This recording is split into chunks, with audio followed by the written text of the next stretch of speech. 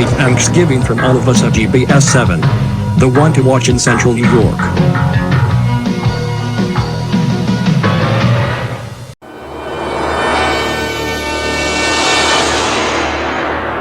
The following program has been rated TVG. It contains friendly and informative content, and is suitable for all viewers.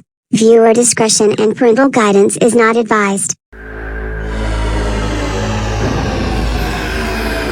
The following program is closed captioned for the hearing impaired. Disclaimer. Originally the special was written for Thanksgiving 2024, but due to technical difficulties and the fact that I had to move stuff from my dead WD Elements hard drive to a new 2TB Seagate hard drive, this special may seem off schedule a bit.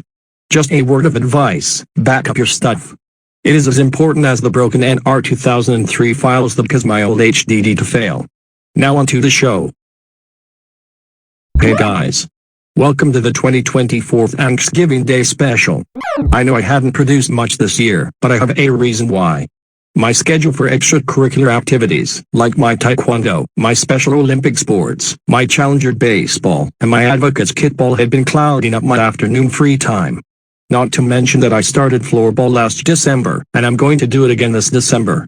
I also am very busy with other things, but I am active on my DeviantArt and MMC wiki pages, the latter of which was vandalized by a user who created his account to only post a very crappy SpongeBob creepypasta, or shall I say, crappy pasta.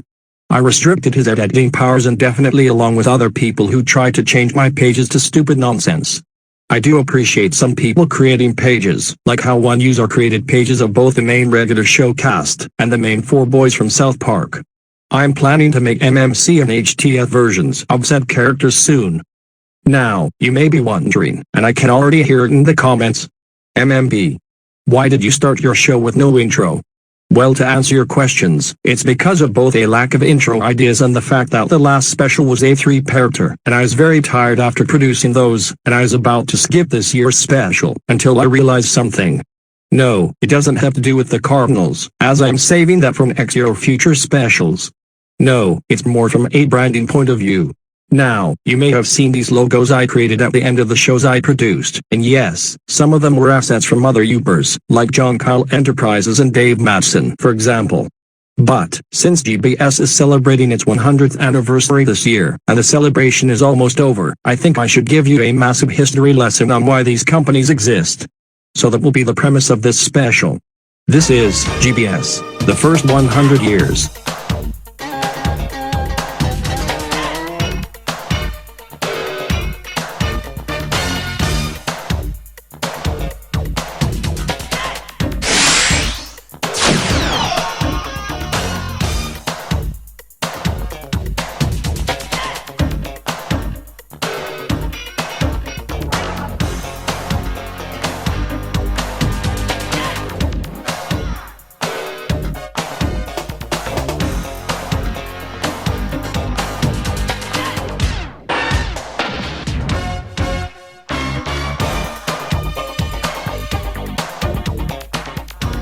Well, here we are, 100 years of the first American television network.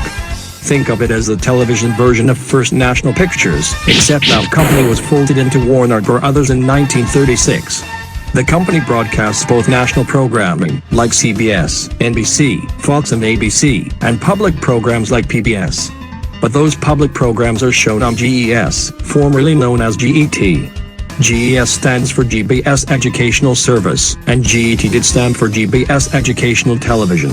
If you're wondering what GBS itself stands for, it stands for the General Broadcasting System. Yes, it might sound like the Columbia Broadcasting System, but replace the Columbia with General and replace the C and CBS with AG and BEM. You've got an original concept. I also know that there was GBS back in the 80s, but that was for what is now WPSG Philly 57 in Philadelphia, also known as Philly's CW affiliate. The network used to have the call letters WGBS, which that GBS stood for the Ground Broadcasting System, founded by television pioneer Milton Ground in 1985, which those stations consists of WBFS 33 in Miami and WGBO 66 in Chicago. It was dissolved in December of 1986. WBFS is now the Miami-Fort Lauderdale area CW station, and WGBO is now Chicago's home for the Spanish-language station Univision, owned by Televisa Univision. The networks that were mentioned in grants with Idea Pager WTTG, which is Washington, D.C.'s Fox station, WDCA, Fox's sister station in D.C., and the My Network TV affiliate for D.C. KTXA in Dallas, a former CW affiliate, now independent, KTXH in Houston, a My Network TV affiliate, and WZDX, the Huntsville, Decatur, Florence affiliate of Fox. Most of the channels on this page are either Fox, CW, My Network TV, or in the case of WGBO, Univision affiliates owned by Nexstar Media Group, the same company that owns WSY. Does this set look familiar? Well, it should. This was the news desk and backdrop from 1959 up until 1996, when the modern GBS news set design you see in many of my videos first made its debut. As you can tell, it had took a beating after it was transported from the New York news studio in the winter of 1997, and it isn't in the best shape. But we managed to refurbish it for today's special. So let me get seated behind the desk. There we go. Now if you're wondering if we got people behind the scenes making this special possible, well we do, but more on that later. Now, let's go take a trip back in time to the year 1924, back to a time when TV wasn't as big as it was nowadays, since TV wasn't created until 1928. GBS actually started out as a radio station, known as GBS Radio Vision. It was founded and started broadcast on January 17, 1924, making it the second oldest network in the world, only behind BBC, which was founded in October 18, 1922, and was the first of its kind in the United States, 2 years before the Radio Corporation of America, RCA, created the National Broadcasting Company, which is now known as NBC in May 19, 1926, and even before the Columbia Broadcasting System first signed on in September 18, 1927. CBS was formerly known as United Independent Broadcasters, Incorporated, and was founded by the Columbia Records Company in Chicago by New York City talent agent Arthur Judson. As for GBS, it was founded by John Cranhouse Sr., also known as Johnny Cranhouse. Now before we go on, let's get things straight. I know these people may be fake, or even real people. I wanted to make them much different to their real counterparts. Also, John K. Sr.'s grandson, John Cranhouse III, is a well-known crew member for the Mega Man Chronicles series. His son, Jonathan Cranhouse Jr., was GBS's former president from 1976 to 2009. Now the president is Gary Smithley Garretson, who was Cranhouse Jr.'s former chief operating officer. GBS was also founded by two other people, Isaac Newberry, not to be confused with the Mega Man Chronicles character of the same name, and Walter Cronkite, who served as the main newscaster for GBS in its early years, from 1924 to his retirement in 1952. He sadly passed away in his home in Coapa, Oklahoma in 1984. He died from natural causes. He was born in that same city in 1902, and he was 82 years old. Note, I did not pick 1984 for a reason, since that was a very big year in the cinema world, with hits such as The Ghostbusters, The Terminator, Beverly Hills Cop, the original Karate Kid, Gremlins, and the original Nightmare on Elm Street, which I thought was Wes Craven's first film as director, but that was totally false, as he first directed The Last House on the Left in 1972 and The Hills Have Eyes in 1977. In fact, Craven wasn't a director for the Elm Street films aside from the 1984 original, and Wes Craven's New Nightmare in 1994. He was a writer and executive producer for Nightmare on Elm Street 3, Dream Warriors, which had its own MMC version created in 2016 by Ken Craven and his brothers, Kevin and Tyler. All these people who have the same last name aren't related to NASCAR underdog and ESPN analyst Ricky Craven, though. Wes did direct all 4 Scream movies, however, as Scream 4 would be the last movie he directed before his death in 2015. He was 76.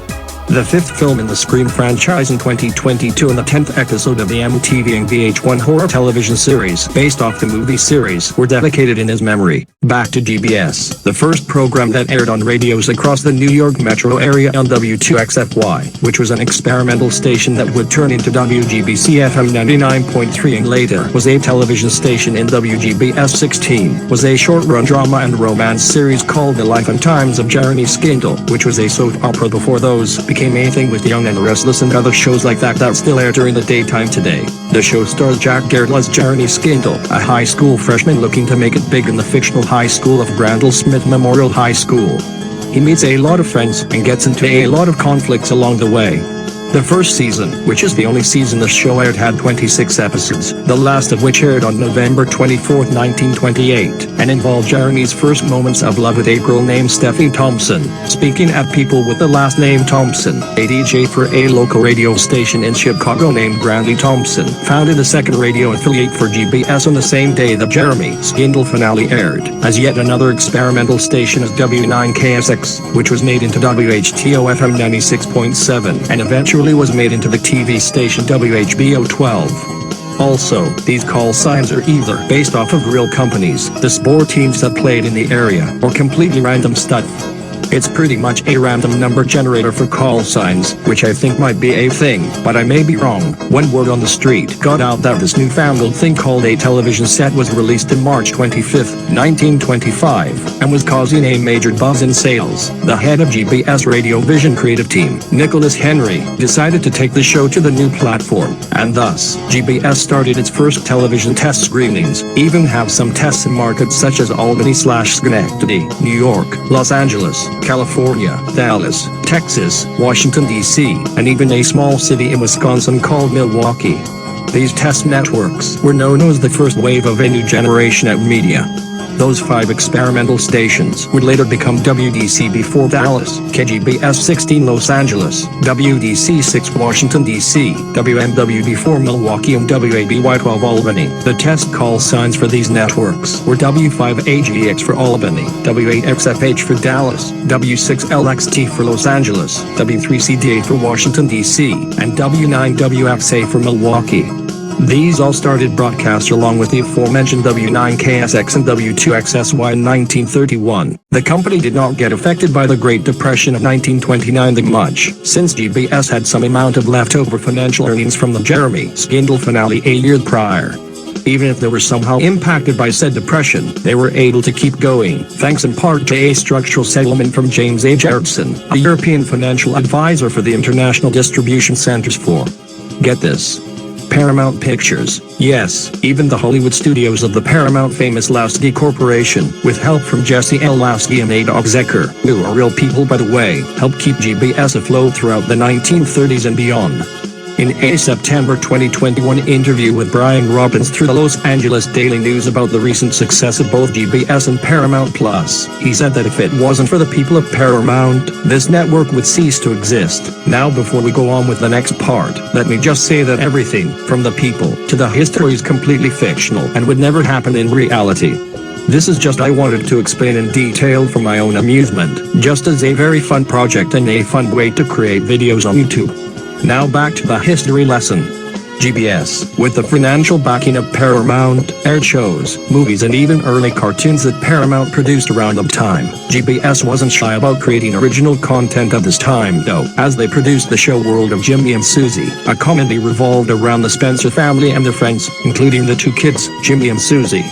The show ran for 5 seasons, and was cancelled after the 5th season ended in November 20th, 1938.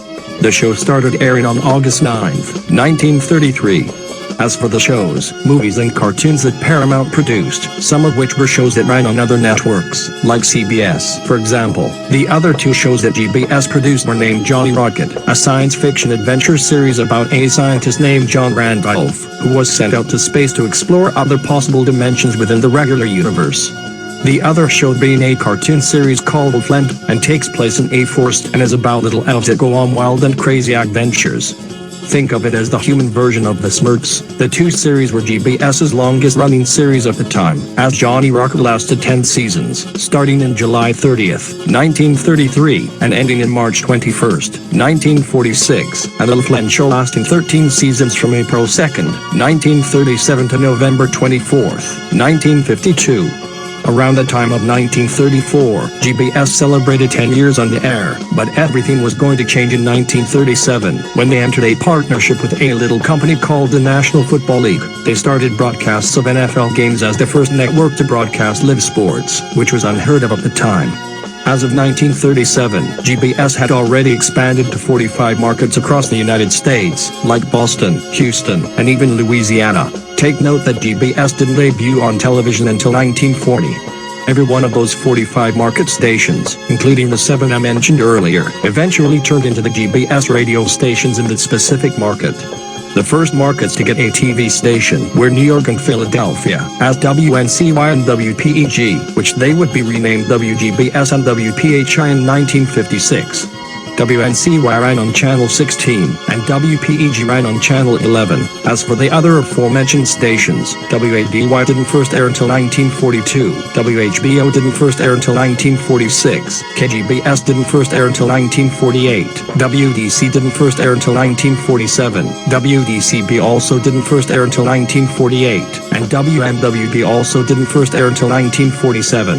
1947 also saw the introductions of the TV affiliates KSTR-13 in St. Louis, Missouri, WDEK-9 in Detroit, Michigan, WBOW-6 in Cleveland, Ohio, and WRAV-8 in Baltimore, Maryland. 1948 saw the introductions of the TV affiliates KSTH-8 in Seattle, Washington, KSFN-10 in San Francisco, KASF-3 in Albuquerque, New Mexico, WMIN-7 in Minneapolis, Minnesota, KUCJ-18 in Salt Lake City, Utah, WKTL-5 in Louisville, Kentucky, WPAT-12 in Boston, Massachusetts, WNOS-9 in New Orleans, Louisiana, WBUF-25 in Buffalo, New York, WCMB-3 in Cincinnati, Ohio, WGZL-23 in Memphis, Tennessee, WTGF-7 in Atlanta, Georgia, WHAL-13 in Hartford, Connecticut, WRCS-5 in Toledo, Ohio, WBDG-7 in Syracuse, New York, and WRIC-3 in Richmond, Virginia. I know that the logos for some of these stations, mainly Albany, Albuquerque, Louisville, Hartford, Toledo and Richmond, haven't been created yet, but that's because I did all the cities that had a professional sports team in the NFL, NBA, NHL, and MLB first. I will get to work on these logos, as well as the color variants of the college teams from all affiliates, as soon as possible. GBS renamed from GBS Radio Vision to GBS Television Network in 1941, but from 1935 to 1940, the Radio Vision logo looked like this. Yeah, they removed the microphone from the logo and just used the text. They also combined the Radio Vision text together, instead of there being a space in between the radio and vision words. Take note, the reason why there wasn't a 5th, 15th and 20th anniversary logos at the time is because those went unused and were scraped, basically because they were similar to the 1924, 1935, and eventually the 1941 logo, also because they decided to skip those anniversaries in favor of the 25th anniversary celebration in 1949. Also, I didn't plan on doing any anniversaries every 5 years like some companies do, like Reed logo, for example, which didn't launch until April 26, 1965, as TV in South America, mainly in Brazil, had not existed yet until 1950, as Reed 2P first broadcasted in September 18, 1950, but dissolved in July 18, 1980. All of 2P's former affiliates are now under the Reed TV brand, or have moved to other Brazilian networks, like Record, SBT or Bound, for example. Now, according to the Color Television Wikipedia page, in August 1944, John Logie Baird, who created television in 1928, gave the world's first demonstration of a practical fully electronic color television display. In the United States, competing color standards were developed, finally resulting in the NTSC color standard that was compatible with the prior monochrome system. Although the NTSC color standard was proclaimed in 1953, and limited programming soon became available, it was not until the early 1970s that color television in North America outsold black and white units. In 1950, CBS started using FSC color, or field sequential color system. It was experimental, and ended in 1951. It was the first country with black and white transmission to introduce color television. NBC and CBS started using NTSC in 1953, but was really started to take off in the 1960s. The first IRL color broadcasting network logo was this item from NBC, used from 1955 to 1956 that showed the program in both color and black and white. The Peacock would start being used in 1956 with the first version of the NBC Peacock, which would become the basis for the Laramie Peacock, debuting in 1962 and ending in 1975, with a rare May 22, 1992, and a June 1, 2009 appearance. the latter of which made an appearance on The Tonight Show with Conan O'Brien, which said show is now hosted by Jimmy Fallon. That 1992 variant had the logo morph into the modern-day logo at the end of it, and also, before I forget, a rare red box and silver outline NBC logo appeared on the 1955 special, Red Skelton's Christmas Classics, along with a color version of the NBC Television Presents logo from around that time. A color version also exists for the NBC Chimes logo from 1953 to 1956, used in the special The Story of Television. The other version of the 1956 in color ident made an appearance in the 1984's Television's Greatest Commercials 5 TV special, and that logo had the peacock talking. The 1956 ident was used recently in the 2019 Elvis All-Star Tribute. Oh, and did I mention the music from the 1962 logo was used in two idents created by John Crickfills in 1992. He would later be known for creating Ren and Stimpy, a show that aired on Nickelodeon from 1991 to 1995, and aired on MTV for one season in 1996. It was supposed to have a reboot in 2020, but it was postponed due to the recent pandemic that shall not be named, and got delayed indefinitely in Latin America as of October of this year.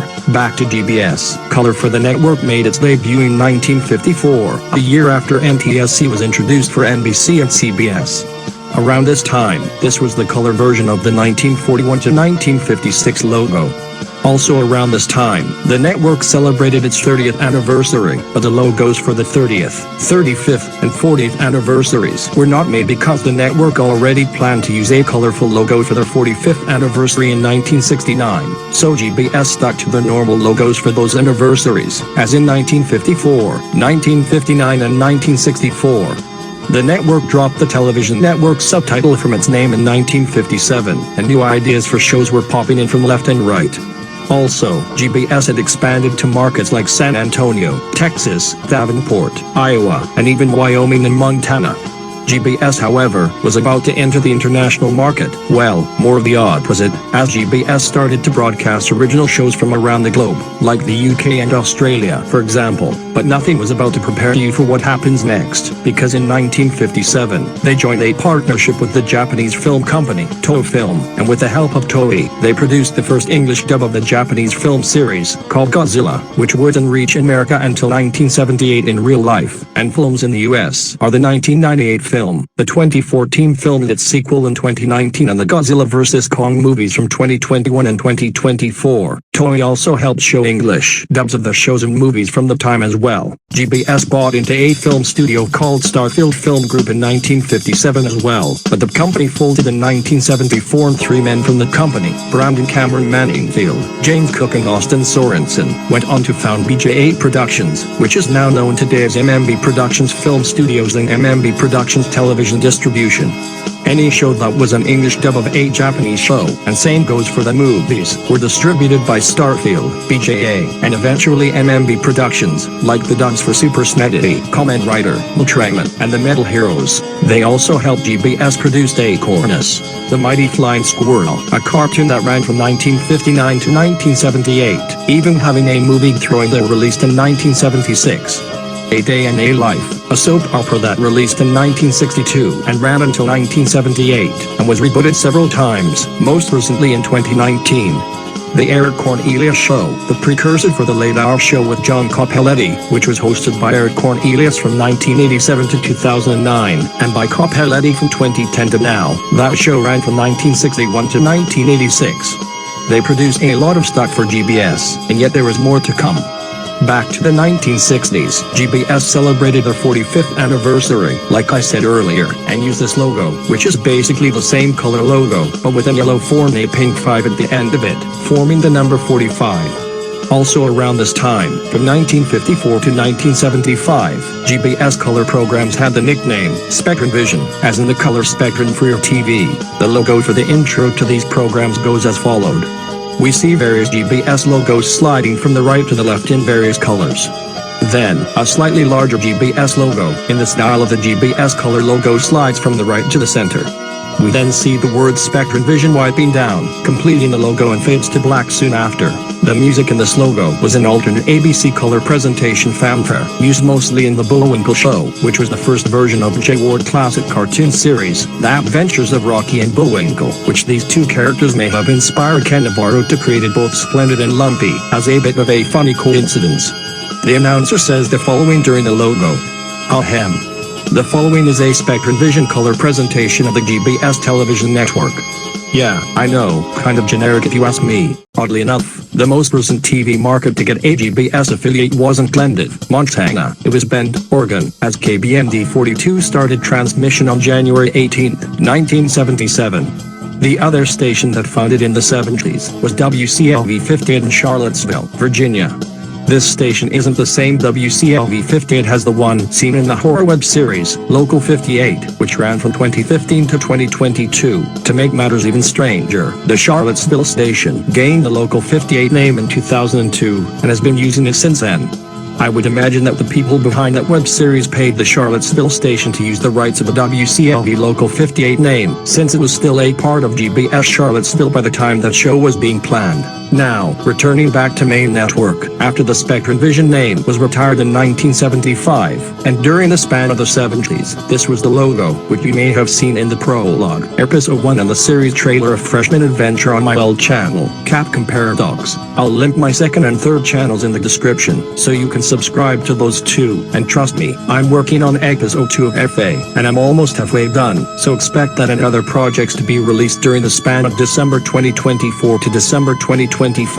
This logo is, of course, inspired by the Roadshow Films logo from 1971 to 1979. However, that logo zoomed into a image of Australia, while this logo zooms into a image of the US, and the byline, the Australian company, is replaced with America's #1 television network. This logo is an opening logo for any of its original series that premiered at the time. The actual item is a still image of said logo. There is also a closing variant used, and this was just the logo, the byline and the copyright notice on a black background, which was fairly normal for logos at this time. The top byline also was changed between for the opening and closing logo variants. In the intro, we see the text in original production from, instead of a film from that was used in that Roadshow logo I mentioned earlier, and for the closing, the talk text is instead distributed by. An alternate version of the closing logo exists with the intro logo's background, but this was used during the last 4 months of 1979, and footage of said logo are very rare, as it wasn't used often during that time. The same can be said for the same logo, but with the ending of the Roadshow fanfare from the time. This version was just the last few seconds of the intro logo, replacing the top text with distributed by and the copyright fading in after all the zooming was done. This version is just as rare as the last logo, as it was only used for one show in October of 1980. Said show was a promotional reburn demo reel for the 1981 season. Speaking of 1981, this was the logo used from 1981 to 1983. This logo, like the last one, was based off of another logo. This time, it's the 1981 to 1982 CBS Theatrical Films logo. This was a short-lived film production arm of CBS, after Cinema Center Films, which folded in 1972, and before CBS Films, which wasn't founded until 2010, and dissolved after the Viacom-CBS merger. This version was the GBS Motion Pictures version logo. The item's version replaces the motion pictures text with the America's #1 television network byline. A still version and a original productions version also exists, as well as an intro version, which is just the distributed by and copyright text zooming in after the logo is completed. This version, like the last one, only uses the last few seconds of the opening logo. Oh, shoot, I forgot to mention this in the 1970 to 1980 logo segment, but GBS celebrated their 50th anniversary in 1974, and their 55th in 1979, but no logo was produced for the 55th anniversary, besides the name mentioned in the 1979 actual logo. Also, there were two alternate versions of this logo, a Spectrum Vision version used from 1970 to 1975, and a blue version from 1978 to 1980, which ended up being the basis for the previously mentioned 1981 to 1983 logo. As for the 1981 to 1983 logo, this was a 3-year plus hunter for the next logo, which was this. Yes, that is the Capcom font, but it's called ITC Corina STD, and you can get this font and many others online. I mainly get my fonts from .font.com, but I also get fonts that are on myfonts.com for free from other sources. You can see how these fonts are used in the logos and art of the MMC series, and there's many spin-offs. As a side note, those My fonts are premium fonts that you have to pay money for. Font in particular, it costs $40.99 for the individual styles and $146.99 for the complete family of 8 fonts. I do have a credit card from Empower XEU, so I can pay for this, but I have to ask my parents first. It was like that for most of my Amazon purchases, and it's a status quo since I got it. But that isn't important right now. GBS is the main topic, not my spending habits. Like I said, GBS changed their logo in 1984. The background is a blue metallic background, which is dark blue to blue and back to dark blue. And with the power of GIMP, I use the bilinear shape and voila. This right here is a logo from most of its items. The logo fades into the background and a white glow appears behind it as the America's #1 television network byline fading in afterwards. There are also versions for the original Productions and Films logo, as GBS Motion Pictures rebranded to GBS Films in 1984. The music for the GBS Films logo from 1984 to 1992 is the same music from the 1982 to 1987 Paramount Home Video logo.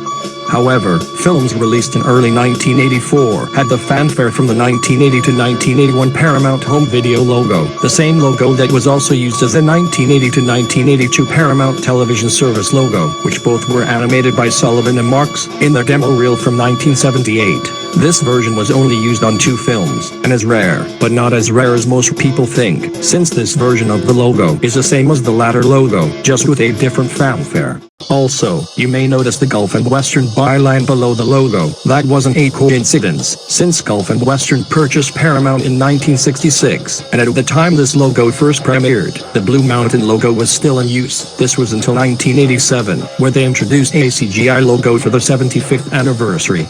For context, the Blue Mountain logo was used from October 8, 1975 to December 12, 1986, and the first CGI logo was used from December 12, 1986 to February 15, 2002. Back to GBS, they did produce shows between 1970 and 1989. Aside from the dubs for Super Smash, Kamen Rider, Ultraman, and the Metal Heroes, among other Japanese shows at the time, the following shows produced between this time frame were as followed. BGSN Sports founded in 1976, and GBS Sports started to broadcast NBA, NHL, and MLB games, along with NASCAR races, all of which started broadcast in 1974 for GBS's 50th anniversary. Another sport that started broadcast was coverage of both the FIFA World Cup and the Olympic Games, both of which started broadcast in 1972, with the games of the 20 Olympiad from Munich, West Germany. BTW Germany was still divided at that time, and wouldn't reunite until October 3, 1990. The '74 World Cup also took place in West Germany, as they would win their second world title, and the first since 1954. They would win 2 more titles, in 1990 and 2014, the latter of which was despite of several controversies that plagued that entire 2014 Cup final and the 2014 World Cup. This was in Brazil, by the way. Along with the aforementioned sports, there was also golf, which its first broadcast was the 1975 Masters Tournament, where all-time great Jack Nicklaus won his 5th Masters and his 14th total golfing title, along with winning the 1975 PGA Championship and the 1975 PGA Player of the Year, among other accolades. He was the greatest until some guy named Tiger Woods came along. Sports weren't the only thing broadcasted at this time. GBS and BJ8 Productions founded a studio called Shooting Star Productions, which was rebranded to Maverick Hunter Entertainment in 2008, the same year the MMC pilot was created. Shooting Star Productions helped produce shows such as the following. Starting in the 70s, first we have Jesse Turner in Magic Land, which actually started broadcasting in December 25, 1969, and ran for 7 seasons before it was cancelled in 1979. This show is a fantasy adventure series where Jesse Turner was teleported to a land where fairies exists. Think of it as a 70s version of the Fairly Odd Parents, but in live action. Next, we have Cyclone Racer, a comedy series based on a fictional NASCAR team called Cyclone Racing, a 2-car team with drivers Peter Garrison and Glenn Miller. The series is based around the 1970 NASCAR Cup season, as Garrison drives the number 29 and Miller drives the 41. They drove Chevrolet Cavals and embarked on very hilarious hijinks of the track, but on the track, they were better than most startup teams. The series lasted 5 seasons, and was cancelled in 1976, due to licensing issues between the series and NASCAR itself. Next up is a cartoon created by Donald McLaughlin, who happens to be the father of MMB. Again, these people are fake, but do have real names. But if these people are real, I'll have to say that this is made for parody purposes, and isn't meant to be taken seriously at all. Speaking of which, the father of the creator and director of MMB created a cartoon called The Rabbit and the Beaver, a cartoon about a yellow rabbit and a lavender beaver with butt teeth going on wild and crazy adventures. Think of it as Happy Tree Friends, but made in the 70s and the 80s, and having no violence whatsoever, but replacing it with action and adventure. This series lasted 13 seasons, with 20 episodes per season, from May 15, 1972 to October 18, 1986. It was the highest first-rated cartoon since the final season of Acornus, the Mighty Flying Squirrel, and had a movie released on December 24, 1982. The next show was a sitcom, called The Line of Life, first premiering on June 27, 1976, and lasting 6 seasons and ending on November 18, 1983. This show was basically a combination of Happy Days, Cheers, and The Brady Bunch. Now, before I go on, GBS also broadcasted several shows from the British Broadcasting Corporation, or BBC for short. The shows that GBS broadcasting from BBC were Top Gear, which started broadcasting in 1978, and is currently shown as a syndication show on BGSN2, which started up in 1994. Also, the 2002 revival series was also on BGSN2, with very rare BGSN broadcasts. The show Antiques Roadshow was shown on GES, starting in 1980. The American version of the show was also produced by PBS station WGBH, now known as GBH, the PBS station in Boston. But, GES broadcasted the British version of the show. EastEnders started broadcasting in 1986, and the 1963 version of Doctor Who started broadcasting in 1982. Also, in 1983, they showed Merging Paths, a movie produced by both GBS Films and BBC Films. The story about said movie was written by deviant artist Purple Panther Pal. The entire script for the 2019 HTF version of the film, which was also produced by GBS and BBC, is on his DeviantArt, although certain parts, mainly the gruesome and unsettling parts, are only available to his watchers, like me, for example. To make this even odder, this piece of text right here on the screen was a warning from Part 1, and says that this story contains mild threat that may not be suitable for young children. If that doesn't tell you how unsettling the 2019 version is, then I don't know what else to say. The 1983 version didn't have any disturbing scenes whatsoever, but that was mainly because of the FCC censoring policy in the 70s, 80s and even the 90s. Back to GBS. The next show to be produced didn't premiere until 1981, and that was yet another cartoon. This was a parody series to a famous movie franchise that features a spy theme. The show was called Skippy Bond, 00 Acorn, and this show was a parody based around the entire James Bond 007 franchise. MGM and United Artists had the rights to the 007 franchise around this time, and not too long after the show premiered, MGM and UA decided to partner up with GBS to help co-produce future seasons for the show, as it lasted all the way up to 1994, a year before GoldenEye 007 released in 1995, and 2 years before the game based on the movie was released for the Nintendo 64. As for other 70s and 80s cartoons, GBS partnered with both Hanna-Barbera and DIC to show several of their cartoons. For HB in particular, GBS had the Hanna-Barbera Hour, a whole hour of HB cartoons, from 1 p.m. to 2 p.m. These HB hour prints of said cartoons had an interesting twist to the production logos at the end. For shows like the Flintstones and the Jetsons, the zooming HB logo from the 70s is shown, and then the Screen Gems logo from the 60s was shown after, but had the A division of Columbia Pictures Industries Incorporated byline below the text, which was only seen on shows from late 1972 to August 29, 1974, which was when the CPT Perusal logo for the newly renamed Columbia Pictures Television started to be shown. As for the IC, most shows, mainly the Super Mario Bros. Super Show, The Adventures of Super Mario Bros. 3, Super Mario World, Inspector Gadget, Pole Position, Care Bears, Hulk Hogan's Rock and Wrestling, Mask, Dennis the Menace, The Real Ghostbusters, the late 80s and early 90s Alvin and the Chipmunks series and many more were shown on GBS, along with being shown on their respective networks, like NBC, CBS and ABC, as well as shows that ran on syndication networks. Even Garfield and Friends, The Legend of of Zelda, G.I. Joe, and even Transformers Generation 1 and 2 were also shows shown on GBS, as well as the other Alvin and the Chipmunk Show. Well, the 1960s series that ran for 26 episodes.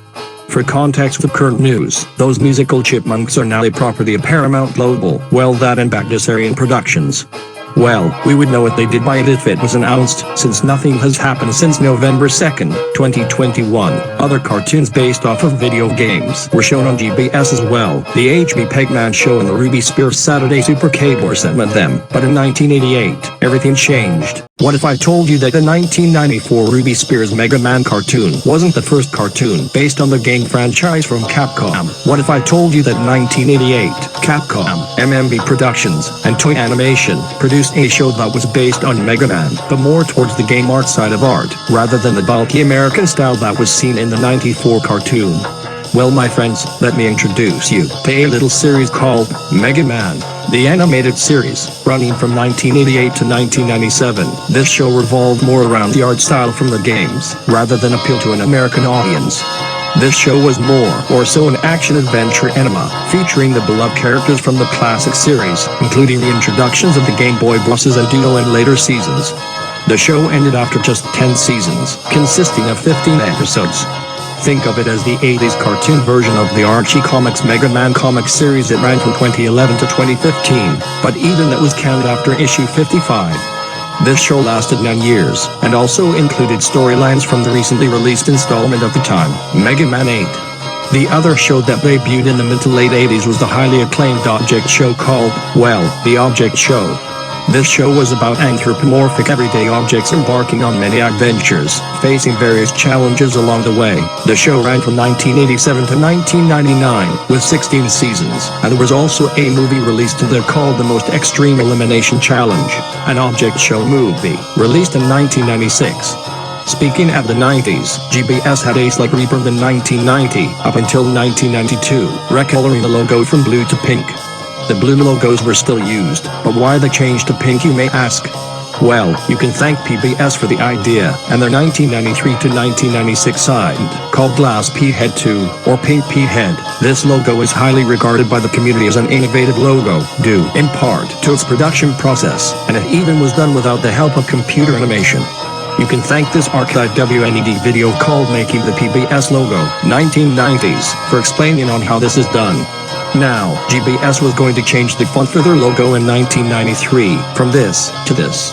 Yes, this was the same font PBS used at the time, and is called ITC Stalingrad Demi-Bold. Also, you may recall my failed attempt at the 1993 to 1996 PBS logo recreation, by replacing the PBS P head with the GBS G-Man.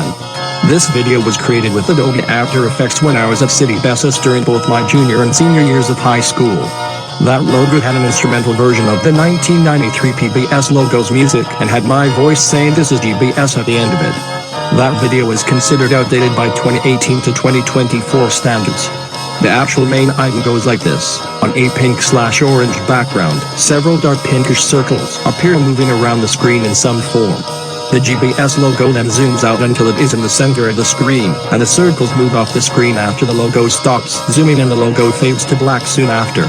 The music used on this main item, as well as both the original productions and films logo, which have a similar way, is the 1991 to 1996 CBS Entertainment Productions music, which is a synthesized rearrangement of 3 notes of the 4-note 1959 CBS television fanfare. Yes, since Viacom owned CBS, and would go on to buy Paramount in 1995, this music is fitting.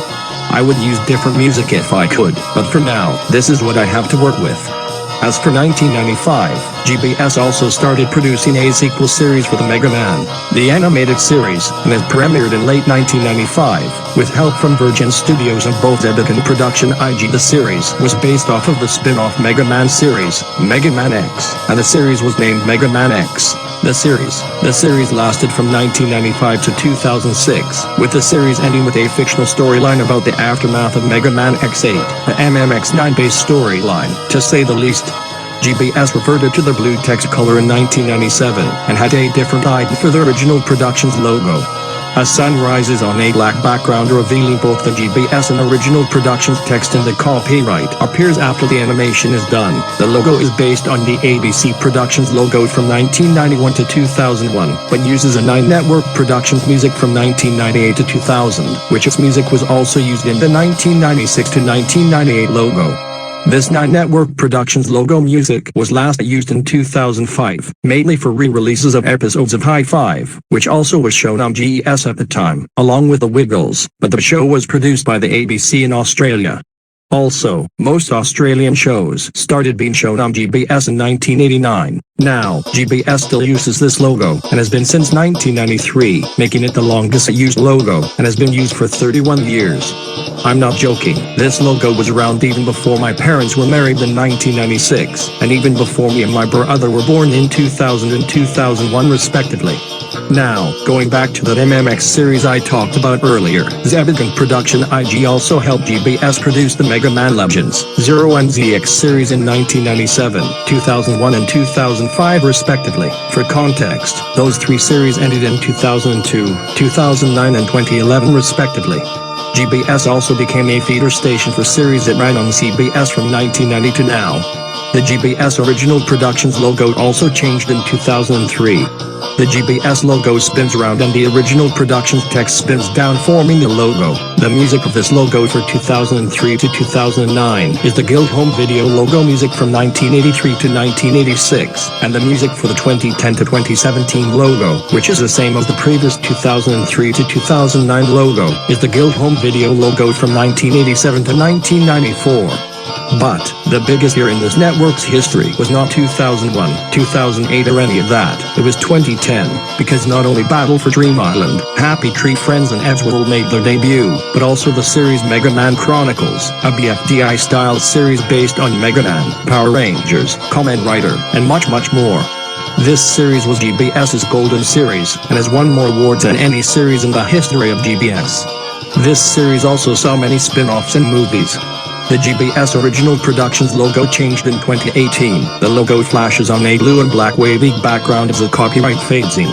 The music for the 2018 to 2019 logo is the MBT Original Productions logo music, based on the MBT generic theme, a network created by Taylor Enterprises, the creator of the Paramount logo blooper series.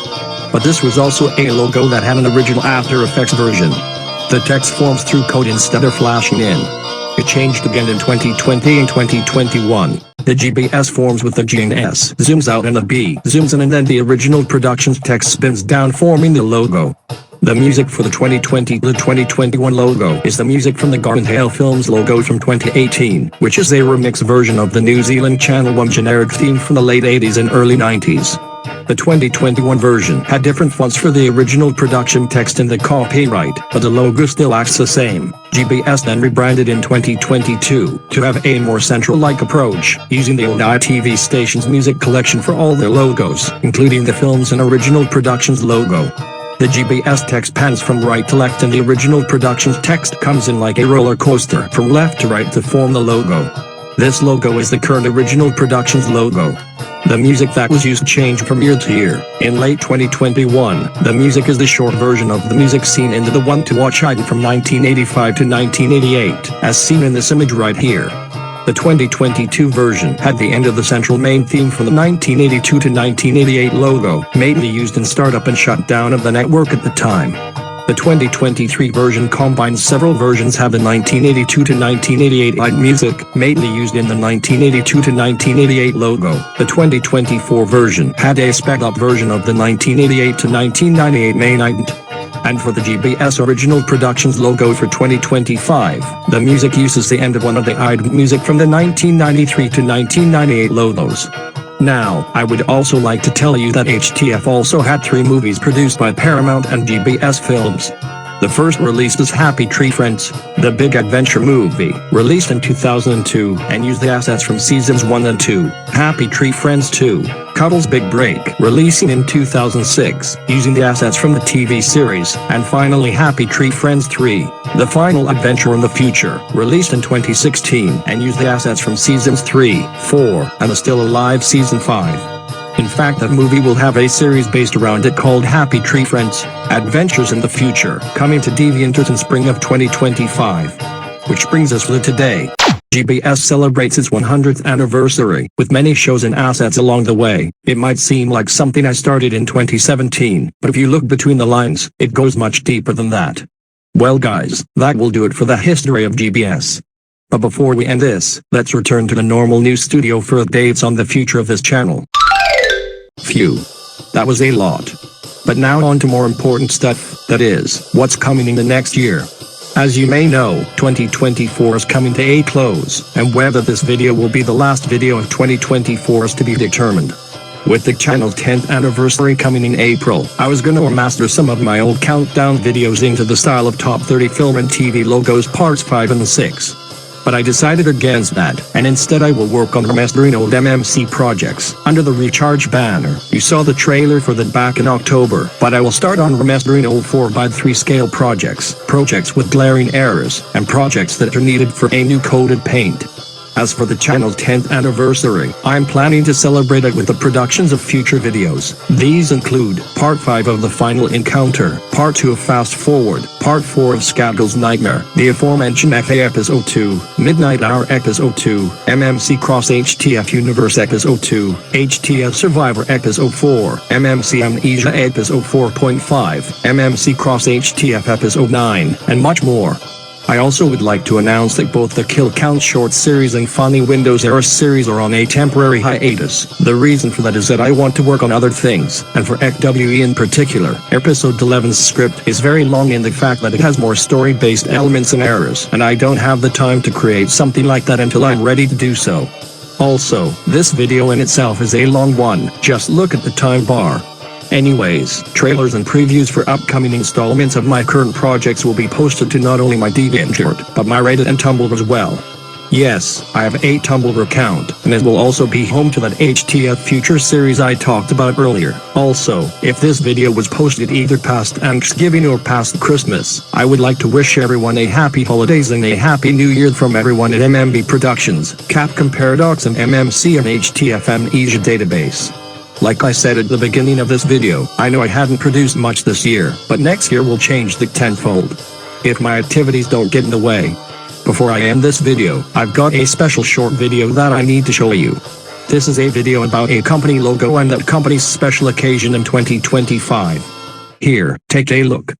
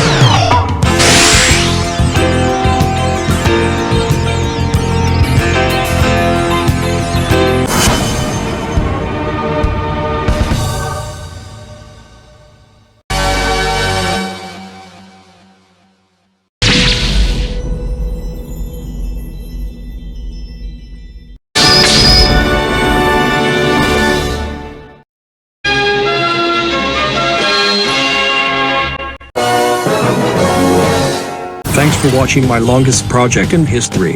I've spent countless hours, besides the hours where my HDD was in the shop at the computer outlet North Store in Baldwinsville. Those people do a good job fixing my stuff, and I would like to thank them for keeping my career afloat for the time being. I am also working on a new end card for future videos, so I don't have to rely on this universe end card to end episodes. As for what's coming next year, well, stay tuned to this channel and both Capcom Paradox and the MMC and HTFM Asia database channels for future videos. Also subscribe and hit the notification icon so you can be updated on future content. Thanks to everyone who supported me this year, and here's hoping for a great 2025. Thank you all and happy holidays.